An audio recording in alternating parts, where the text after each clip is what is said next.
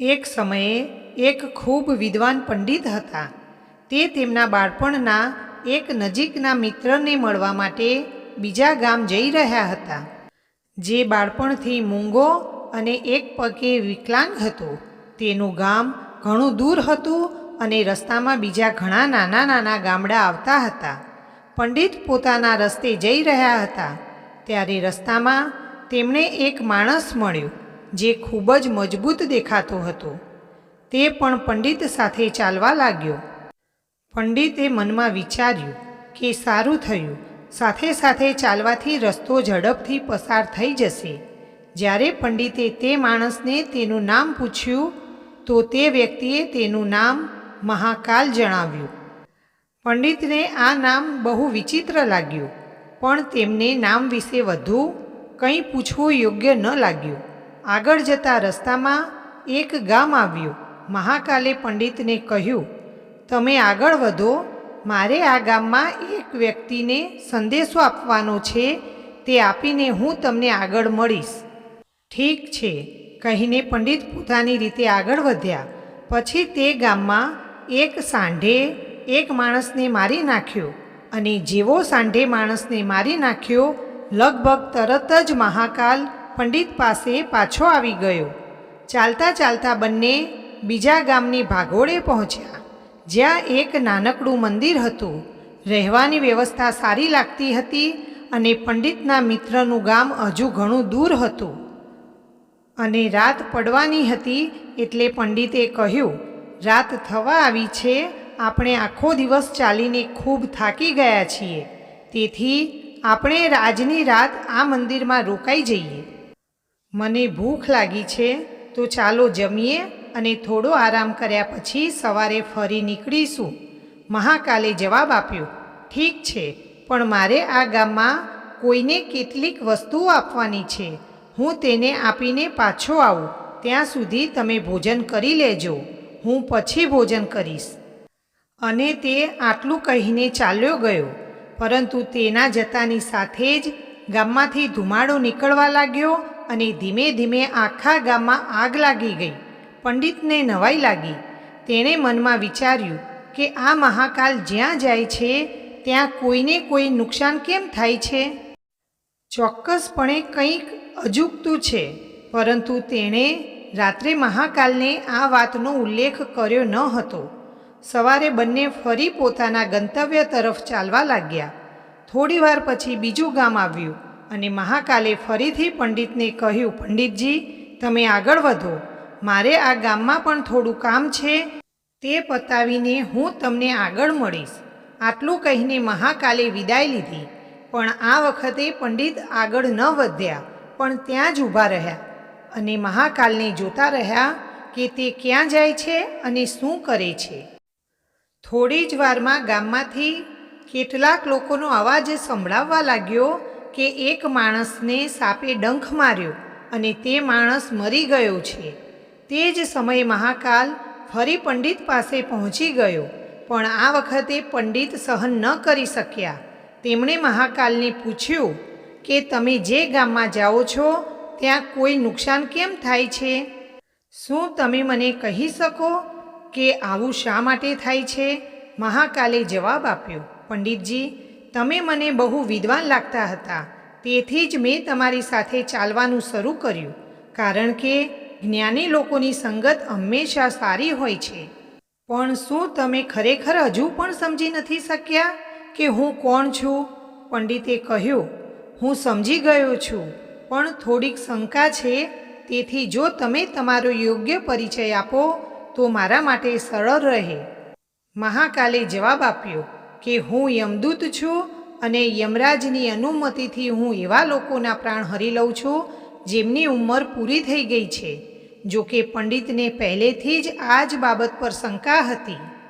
તેમ છતાં મહાકાલના મુખેથી આ સાંભળીને પંડિત થોડો ડરી ગયો, પણ પછી હિંમત ભેગી કરીને પૂછ્યું, જો આવી જ વાત હોય અને તમે ખરેખર યમદૂત છો તો મને કહો કે આગળ કોનું મૃત્યુ થશે? યમદૂતે જવાબ આપ્યો કે આગામી મૃત્યુ તમારા મિત્રનું થશે, જેને તમે મળવા જઈ રહ્યા છો, અને તેના મૃત્યુનું કારણ પણ તમે જ હશો. આ સાંભળીને પંડિત અટકી ગયા અને મૂંઝવણમાં પડી ગયા કે જો તે મહાકાલ ખરેખર યમદૂત હોય અને જો તેની વાત સાચી હશે અને તેના કારણે મારા બાળપણના સૌથી નજીકના મિત્રનું મૃત્યુ થશે તો સારું છે કે હું મારા મિત્રને મળવા જ ન જાઉં. ઓછામાં ઓછું હું તેના મૃત્યુનું કારણ તો ન બનું. ત્યારે મહાકાલે કહ્યું, હું એ પણ જાણું છું કે તમે શું વિચારી રહ્યા છો, પણ તમારા મિત્રને મળવા ન જવાના તમારા નિર્ણયથી તેનું નસીબ નહીં બદલાય. તમારા મિત્રનું મૃત્યુ નિશ્ચિત છે અને આવનારી થોડી ક્ષણોમાં જ થવાનું છે. મહાકાલની આ વાત સાંભળીને પંડિત ચોંકી ગયા, કારણ કે મહાકાલ તેના મનની વાત સમજી ગયા હતા, જે કોઈ સામાન્ય વ્યક્તિ માટે શક્ય નહોતું. પરિણામે પંડિતને ખાતરી થઈ ગઈ કે મહાકાલ ખરેખર યમદૂત છે. તેથી પોતે મિત્રના મૃત્યુનું કારણ ન બને તે માટે તે તરત જ પાછો ફર્યો અને પોતાના ગામ તરફ પાછો જવા લાગ્યો. પણ જેવો તે પાછો વળ્યો તેણે તેના મિત્રને ઝડપથી તેની તરફ આવતો જોયો, જે પંડિતને જોઈને ખૂબ જ ખુશ હતો. તેના મિત્રના આગમનની ઝડપ જોઈને પંડિતને લાગ્યું કે તેનો મિત્ર ઘણા સમયથી તેની પાછળ આવી રહ્યો છે, પરંતુ તે નાનપણથી જ મૂંગો અને એક પગમાં વિકલાંગ હોવાથી ન તો પંડિત સુધી પહોંચી શક્યો કે ન તો બૂમ પાડીને પંડિતને રોકી શક્યો. પરંતુ પંડિત પાસે પહોંચતા જ અચાનક શું થયું અને મિત્રનું મૃત્યુ થયું. પંડિત આશ્ચર્યચકિત આંખોથી મહાકાલ સામે જોવા લાગ્યા, જાણે તે પૂછી રહ્યા હોય કે તેના મિત્રને શું થયું છે. મહાકાલ સમજી ગયો કે પંડિત શું પૂછવા માગે છે અને મહાકાલે કહ્યું કે તમારો મિત્ર અગાઉના ગામથી તમારી પાછળ આવતો હતો, પરંતુ તમે સમજી શકો છો કે તે અપંગ અને મૂંગો હોવાના કારણે તમારા સુધી પહોંચી ન શક્યો. તેણે તેની તમામ શક્તિથી તમારા સુધી પહોંચવાનો પ્રયાસ કર્યો, પરંતુ વૃદ્ધાવસ્થામાં શરીરમાં બાળપણ જેટલી તાકાત નથી હોતી. તેથી જ તમારા મિત્રનું હાર્ટ એટેકને કારણે મૃત્યુ થયું અને તેનું નિમિત્ત પણ તમે છો, કારણ કે તેણે તેની તમામ શક્તિનો ઉપયોગ કર્યો હતો તમને મળવા માટે. તે તેનાથી બનતી બધી જ શક્ય કોશિશ કરીને તમારો પીછો કરી રહ્યો હતો. હવે પંડિતને સંપૂર્ણ ખાતરી થઈ ગઈ હતી કે મહાકાલ ખરેખર યમદૂત છે અને તેમનું કામ જીવોના જીવનને હણી લેવાનું હતું. પંડિત એક વિદ્વાન વ્યક્તિ હોવાથી જાણતા હતા કે મૃત્યુને કોઈ કાબૂમાં કરી શકતું નથી અને દરેકને એક યા બીજા દિવસે મરવું જ પડે છે. તેથી તેણે ઝડપથી પોતાની જાતને કાબૂમાં કરી લીધી, પણ અચાનક પોતાના મૃત્યુ વિશે તે જાણવા માટે ઉત્સુક બન્યો. તેથી જ તેણે મહાકાલને પૂછ્યું કે જો મારો મિત્ર મરવાનો હતો તો તમે શરૂઆતથી જ મારી સાથે કેમ ચાલતા હતા? મહાકાલે જવાબ આપ્યો કે હું દરેકની સાથે દરેક ક્ષણે ચાલું છું, ફક્ત લોકો મને ઓળખી શકતા નથી. પંડિતે આગળ પૂછ્યું કે તો શું તમે કહી શકો કે હું ક્યારે અને કેવી રીતે મરીશ? મહાકાલે કહ્યું કે કોઈ પણ સામાન્ય જીવ માટે આ જાણવું યોગ્ય નથી, કારણ કે કોઈ પણ જીવ તેના મૃત્યુ વિશે જાણ્યા પછી દુઃખી થાય છે, પરંતુ તમે એક વિદ્વાન વ્યક્તિ છો અને તમે તમારા મિત્રના મૃત્યુને જે સહજતાથી સ્વીકાર્યું છે તે જોઈને મને લાગે છે કે તમારા મૃત્યુ વિશે જાણ્યા પછી પણ તમે દુઃખી નહીં થાવ. આમ તો આજથી બરાબર 6 મહિના પછી તમે બીજા કોઈ રાજાના રાજ્યમાં ફાંસીથી મૃત્યુ પામશો. અને નવાઈની વાત એ છે કે તમે પોતે જ ફાંસીનો સ્વીકાર કરી લેશો. આટલું કહીને મહાકાલે વિદાય લીધી, કારણ કે હવે તેમની પાસે પંડિત સાથે ચાલવાનું કોઈ કારણ નહોતું. પંડિતે તેના મિત્ર માટે શક્ય હોય તે બધી વિધિઓ કરી અને તે તેના ગામ પરત ફર્યા. પરંતુ વ્યક્તિ ગમે તેટલું વિદ્વાન હોય, તેના મૃત્યુ વિશે જાણ્યા પછી તે દુઃખી થાય છે અને તે મૃત્યુને ટાળવા માટે કંઈક કરે છે. તેથી પંડિતે પણ એવું જ કંઈક કર્યું. પંડિત વિદ્વાન હતા, તેથી જ તેની ખ્યાતિ તેના રાજ્યના રાજા સુધી પણ હતી. તેણે વિચાર્યું કે રાજા પાસે ઘણા જાણકાર મંત્રીઓ છે અને તેઓ ચોક્કસપણે તેના મૃત્યુથી સંબંધિત સમસ્યાનો કોઈ ઉકેલ શોધી કાઢશે.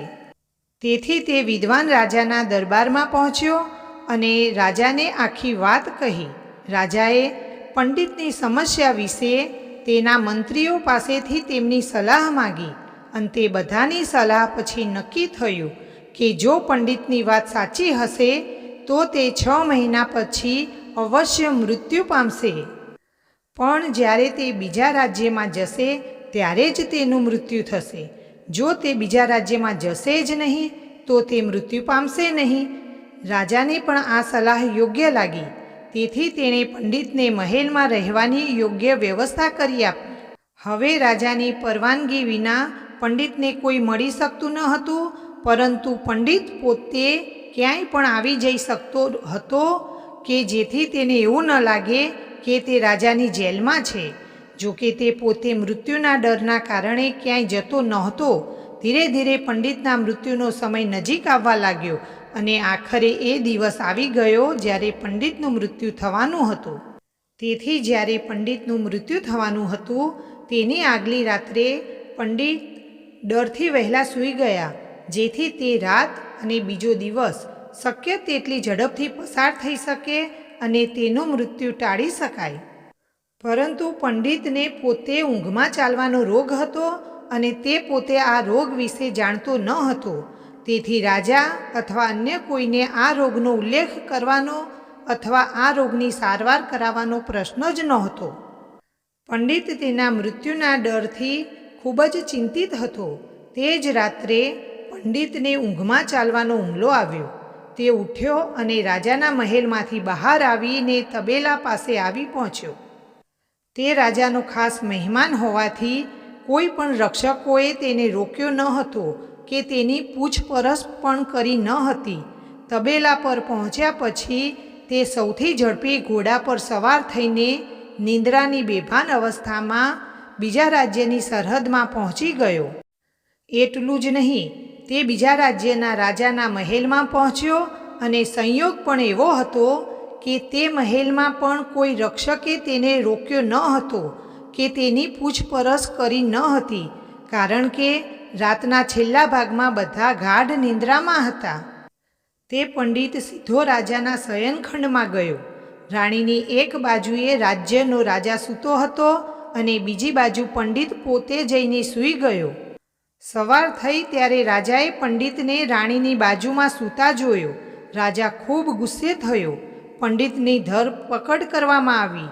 પંડિત પોતે સમજી શક્યા ન હતા કે તે બીજા રાજ્યમાં કેવી રીતે પહોંચ્યો અને કેવી રીતે સીધો રાજાના શયનખંડમાં ગયો. પણ તેની વાત સાંભળનાર કોણ હતું? રાજાએ પંડિતને રાજદરબારમાં હાજર થવાનો આદેશ આપ્યો. થોડા સમય પછી રાજાનો દરબાર યોજાયો, જ્યાં રાજાએ પંડિતને જોયો અને એટલો ગુસ્સે થયો કે પંડિતને ફાંસી આપવાનો આદેશ આપ્યો. મૃત્યુદંડની સજા સાંભળીને પંડિત ધ્રુજી ઉઠ્યા. તેમ છતાં તેણે હિંમત ભેગી કરી અને રાજાને કહ્યું કે હે મહારાજ, હું આ રાજ્યમાં કેવી રીતે પહોંચ્યો તે મને ખબર નથી. મને એ પણ ખબર નથી કે હું તમારા શયન રૂમમાં કેવી રીતે આવ્યો અને તમારા રાજ્યના કોઈ રક્ષકોએ પણ મને કેમ રોક્યો નહીં. પરંતુ હું એટલું જાણું છું કે હું આજે મૃત્યુ પામવાનો છું. રાજાને આ વાત થોડી વિચિત્ર લાગી. તેણે પૂછ્યું કે તને કેવી રીતે ખબર પડી કે તારું આજે મૃત્યુ થવાનું છે? રાજાના પ્રશ્નના જવાબમાં તેને પંડિતે છેલ્લા 6 મહિનાની આખી વાત સંભળાવી અને કહ્યું કે મહારાજ, હું તો શું, કોઈ પણ સામાન્ય માણસમાં એટલી હિંમત કેવી રીતે હોઈ શકે કે રાજાની હાજરીમાં તે રાજાના ઓરડામાં રાણીની બાજુમાં સૂઈ જાય? આ સાવ આત્મહત્યા કરવા જેવું હશે. અને હું શા માટે બીજા રાજ્યમાંથી આ રાજ્યમાં આવીને આવી મૂર્ખતા કરું?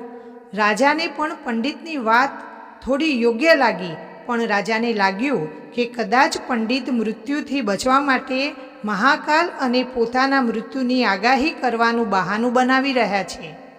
તેથી તેમણે પંડિતને કહ્યું, જો તું જે કહે છે તે સાચું હોય અને આજે તારું મૃત્યુ દિવસ છે, જેમ કે મહાકાલે તને કહ્યું છે, તો હું તારા મૃત્યુનું કારણ નહીં બનું.